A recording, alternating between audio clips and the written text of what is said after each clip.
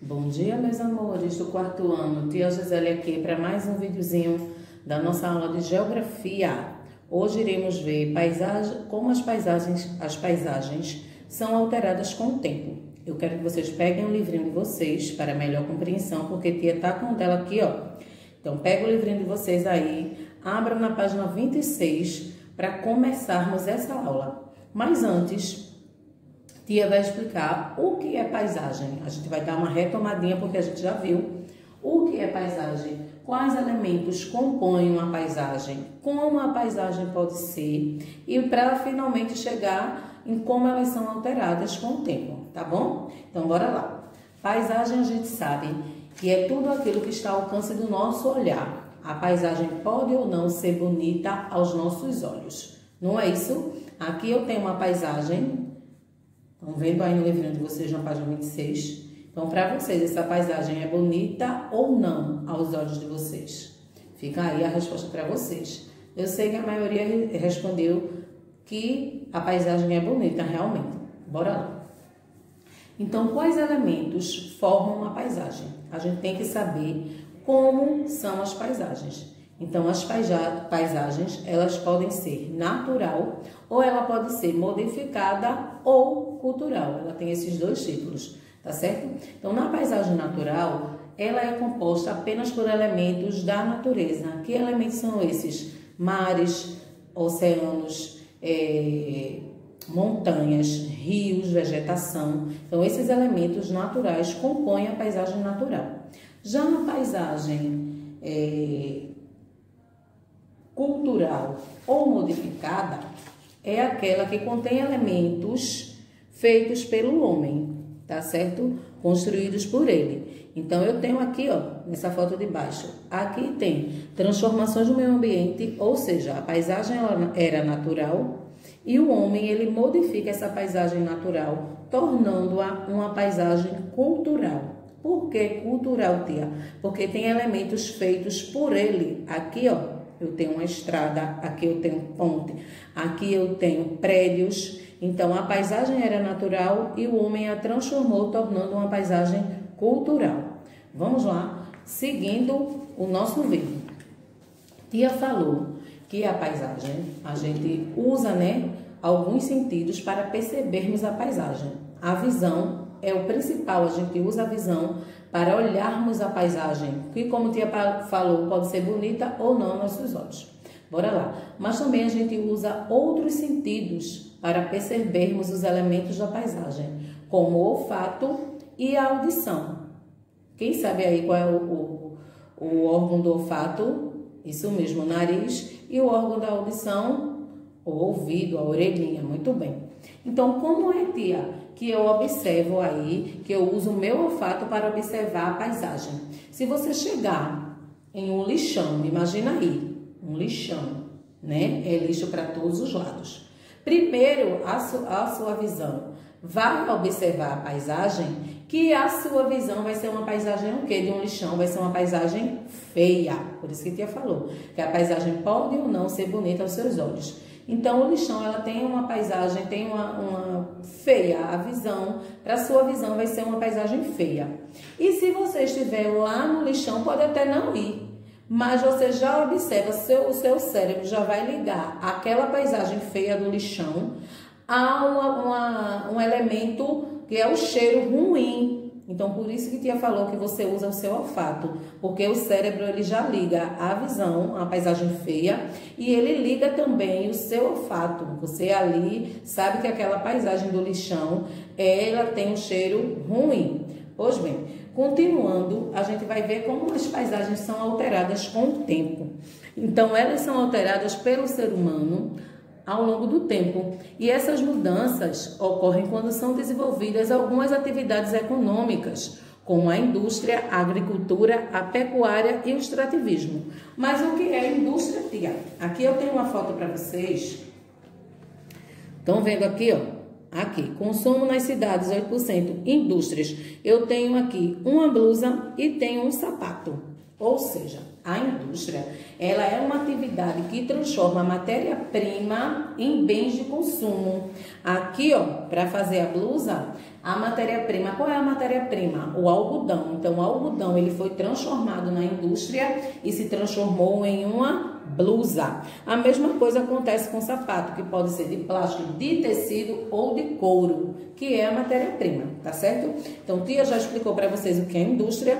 Tia agora vai explicar o que é agricultura. A agricultura é a atividade de plantar e colher alimentos. Então, a agricultura ela pode ser de comercial e de subsistência. A comercial é quando o agricultor ele planta vários produtos em uma grande quantidade para vender para as indústrias, para os mercados, para abastecer as cidades. Já a agricultura de subsistência é quando o agricultor ele planta apenas aquilo que vai para o consumo dele. Ele não vai vender, ele vai consumir, ou seja, feijão. Geralmente ele planta vários produtos, feijão, milho, verduras, que é para o próprio consumo.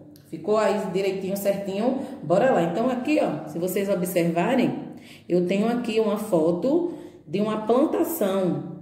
E observando essa plantação, vocês já acham que essa plantação aqui que está na foto, ela é de uma agricultura de subsistência ou comercial?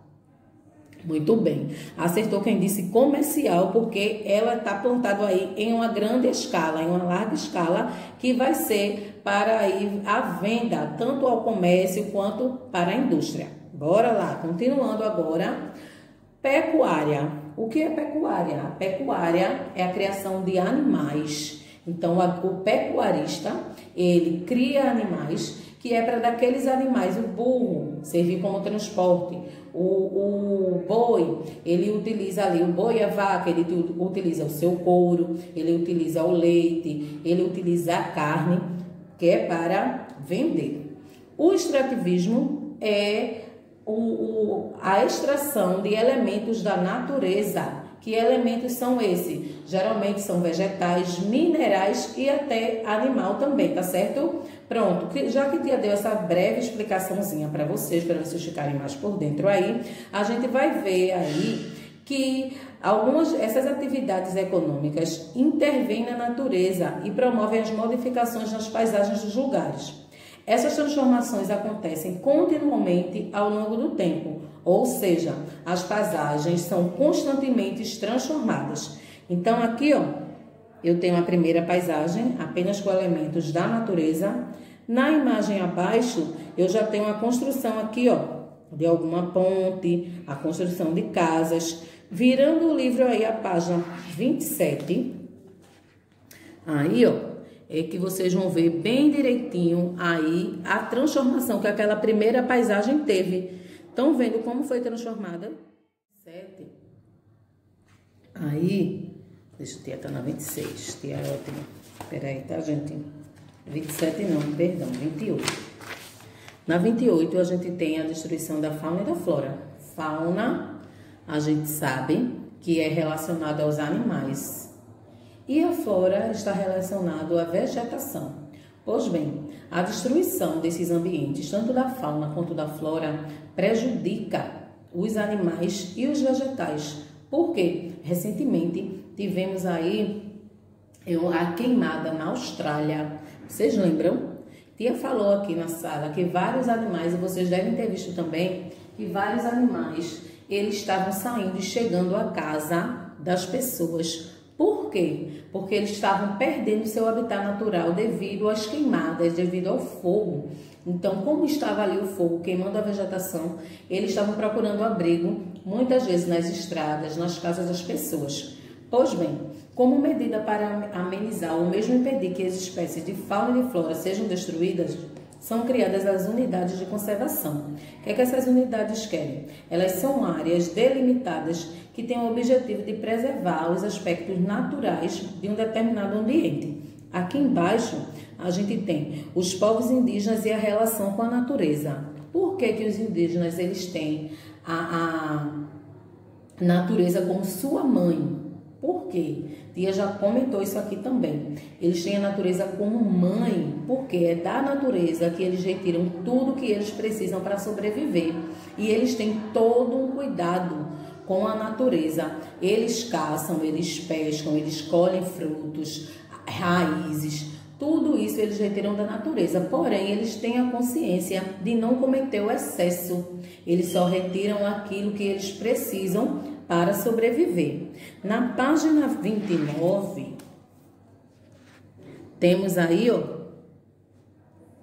a natureza também transforma as paisagens. As paisagens dos lugares são continuamente modificadas pela ação dos elementos da natureza, não só do homem. A natureza ela também transforma. Então, esses elementos alteram a paisagem quando ocorre, por exemplo, chuvas, ventos, terremotos, entre outros fenômenos naturais. Observando aqui, temos aqui um deserto, na primeira paisagem, é uma duna no Parque Nacional, que fica lá no Cazaquistão. Então, o vento é o agente natural transformador dessa paisagem. Por quê? O vento vai soprando e ele vai levantando aí essa poeira e vai transformando essa paisagem. Ao lado, temos a paisagem da Serra do Mar, no estado de São Paulo, uma das regiões onde mais chove no país. Então, a chuva é o agente transformador dessa paisagem. E por fim, para finalizar, temos a Praia do Ferrugem, em Garopaba,